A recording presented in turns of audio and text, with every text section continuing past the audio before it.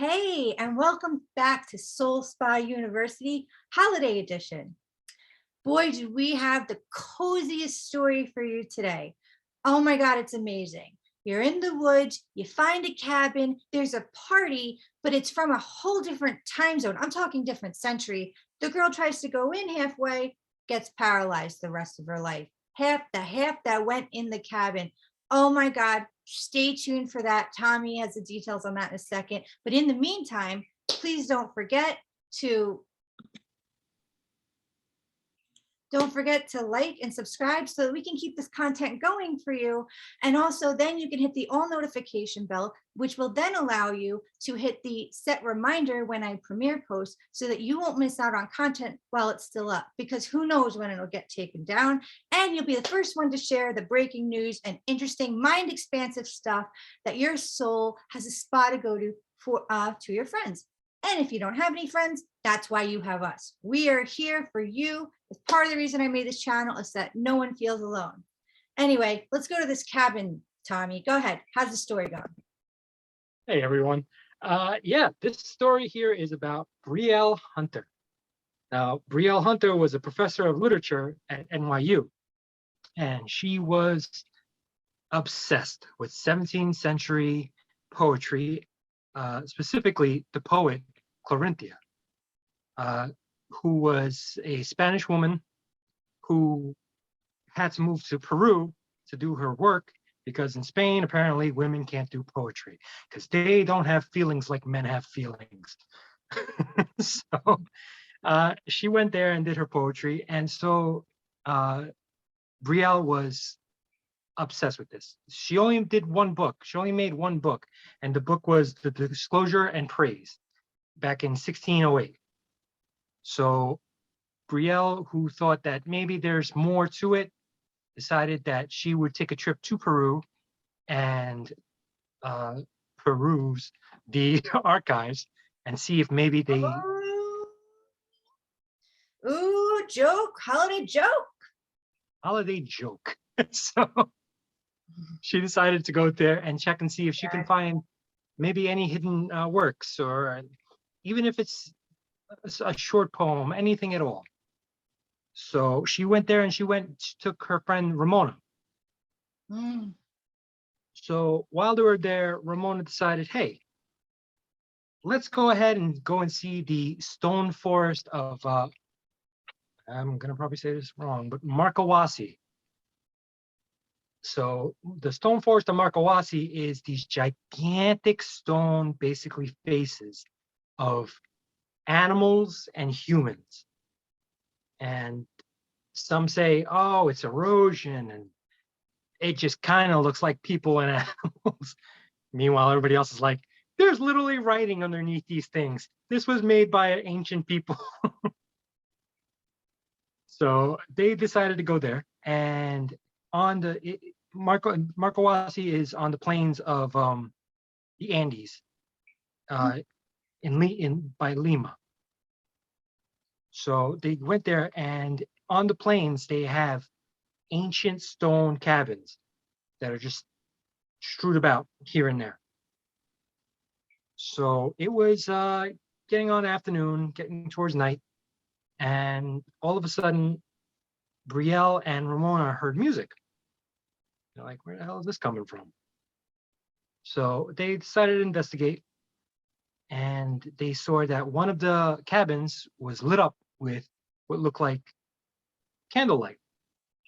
And they were playing music, so they're like, oh, let's check this out. So they started walking towards it. And then Ramona, for some reason, like, let's not bother them. Just let them do the thing. It's probably kids.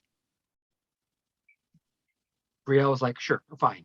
And they started walking away, but all of a sudden, Brielle heard horns, and she heard a song that she recognized, the La Marcha Real, I'm sorry, which was the song for the royalty. It's the Royal March, it's called. And it was the song for the viceroyalty back in the 1700s, not now. She's like, oh, what is this? And decided, hey, let's go check this out. So they look inside, and what they see is that, first of all, it's all men, all men. But more importantly, they were all dressed in 17th century garb. Uh, all the strange clothing, Shakespeare. Just think of Shakespearean uh, tales and all the stories, and think of their dress. They had the big white collars, the fluffy, wearing some weird stuff, and they're like, "What That the was a hell is this?" wild party, man. Wild party. So they were drinking, they were dancing, and the music was playing. And they were watching, Brielle and Ramona were watching this when they noticed that a man saw them. And then they all started little by little, all noticing them at the door, by the door, and they started beckoning her men. And Brielle's like, sure, why not? Strangers in a cabin, middle of nowhere, all men, what can go wrong? So Especially with she that. started going, sorry, I said, especially with that clothing. exactly. So she decided to start walking in, and Ramona, all of a sudden, she said it was reflex, and she just grabbed Brielle and she tugged her back. She's like, "We gotta get out of here." And because what she noticed is that when Brielle started going into the cabin, all the lights started shut off. They all went out. Wow. Now Brielle insisted that, "What are you talking about? The lights are on. They're still." And then as she's saying this, her voice and her speech began to slur. Oh, my God. And then all of a sudden she collapsed and she couldn't walk. So Ramona began to panic and scooped her up and dragged her to their rent-a-car, and she raced to the nearest hospital. And when she got to the hospital, she told them, "Listen, something's wrong with my friend. She can't speak, she can't walk." And so they did all these scans and CAT scans and everything. And they said, "I'm sorry, your friend is hemiplegic," which means that half her body is now paralyzed. Oh my God. Now, granted, this woman was not even an hour ago perfect health. She was a doctor, a professor doctor. Yes, she was a professor doctor. Mhm. And now half her body's paralyzed for the rest of her life. Oh my God. Oh my God. And she didn't even get to go in the party. No. It wasn't even like, oh, that was a wild party. You know? It wasn't even like so wild. I now know for the rest of my life, you know? It's like, oof. Oh my God, that is so sad. I'm sorry, are you still talking about the story? Okay, it makes sense. She's like, "What a great party. You see this? All right, not okay. Never again." But anyway, from what she said, she's like, "I don't regret it." She's happy that she got that small glimpse of the past. That she considers it a gift. Wow, wow. Oh, good. I'm glad. So, like she had hoped that maybe, even though like she understands that it doesn't make sense, because in the party all she saw was the guy, or she saw was men. She for some reason held hope that somehow, uh, the actual poet Claridia, I can't say her name, would somehow like she would have found her and met her. So she's fine. She's fine with what happened.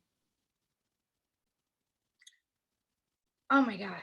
I don't want to interrupt you. You still doing this? No, that's I mean, That's crazy.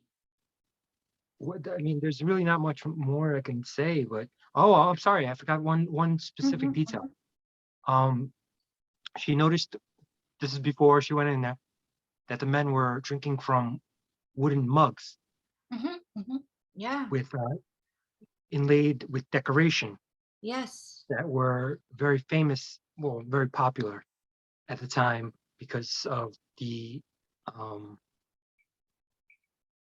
the why am I blanking on this? I'm sorry, everyone, but the other civilization that was there. So it was very famous back then. It was 400 years ago for everyone to drink from wooden mugs, wooden cups. Yes. Yes. Yes. Okay, this is amazing.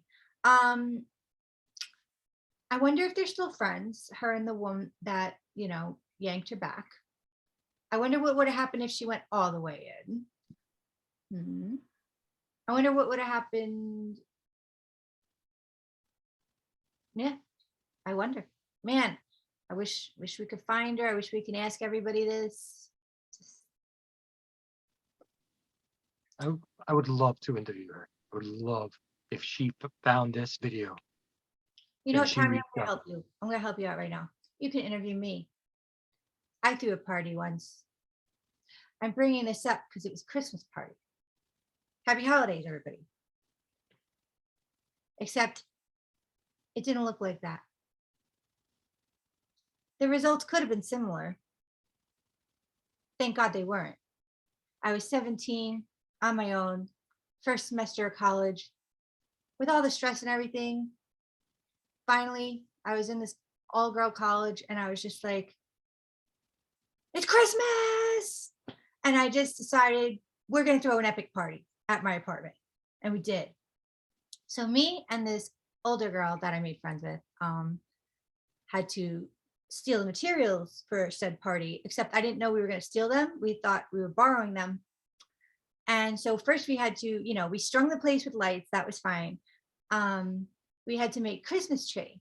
So we literally had the Charlie Brown Christmas tree. Everybody on campus knew it was the Charlie Brown Christmas tree. We took a piece of garland from the Christmas tree on campus because, hey, they're going to make us broke the rest of our lives. And it's a huge tree. And the garland was our tree itself. Okay. It was held up by lights. Okay. Which Mandy said we were just going to borrow from this building. So she drove up to the building and, I hopped out like the little elf that could and, kept trying to find the place to unplug the lights. So her car's here, the whole of lights is here outside. And finally, by the time I saw the plug, it was a while away from her car. And I unplugged it and the whole thing went out. And I don't know what we were expecting because why wouldn't that happen? But as soon as that happened, I was like, and I looked at her and then I just grabbed it and I just dove into her car. I was like, go, go, go. So that's what held up the garland, those lights that we were, well, I told her, I was like, we can't steal this as we're, driving away, skidding away. And she's like, we're just borrowing. And I was like, yeah, okay. And we got them. And then it had one ornament that weighed it down. And I threw the most epic party ever. Oh, I'm waiting for the bad part. Most of your stories always have a really bad part. Oh, that's true. Okay. Well, I mean, I guess if there was a bad part, it's that like I invited my brother kind of person over, but I was really drunk and I made out with one of my friends. It was an all-girl college show. It was a girl. And I didn't care at the time because I was feeling good. But looking back, I'm like, oh God, did that in front of my family. Okay. That's not as bad as I thought. I thought it would be like, and then Mandy kind of slipped because you're trying to relate with the story I just said. Like, she's like, I can't, Christine, I can't feel my legs. Honestly, I do have a lot of stories like that. But this is supposed to be holiday themed, and I probably blocked them all out. But we have a lot of wild stories. Yes. But yeah, I was like the Van Wilder when I first got to college, but in a girl form. It took me like a week to realize it was all girls. My fiance at the time picked it out. He was overseas. So wait a minute. I set many trends on that campus that might still be happening today. It took you a week to notice there's no men at your campus, and then you cheated on your husband, on your fiance with a woman. I didn't think he'd think he was cheating. And then she was now I know. paralyzed for life. No, thank God. Oh my God. But I did have this Chihuahua named Coco. And Coco, so sometimes it was paralyzed because she was so small. It just had a hypoglycemic problem. Once in a while, we'd be like, "Oh God, Coco," and have to give. It was so sad. You know, R.I.P. Coco. I love Coco. Your stories are the worst. So happy holidays, everyone. Happy holidays, everyone. Yes. I hope you like this cozy story. Oh, Love and Bambi wanted me to give them a shout out representing the gingerbread. I happen to love gingerbread men, so they custom make me gingerbread pieces with gingerbread shoulder elbow patches and gingerbread corner. I like them in the corner. So shout out to Love and Bambi. Love and Bambi, if you're still watching, God bless. I am very sorry to be promoting you in this video. Anyway, happy holidays, everyone. If anyone needs a life coaching session during this holiday season, which I don't know who doesn't, you can contact me at SoulSpaUniversity@gmail.com.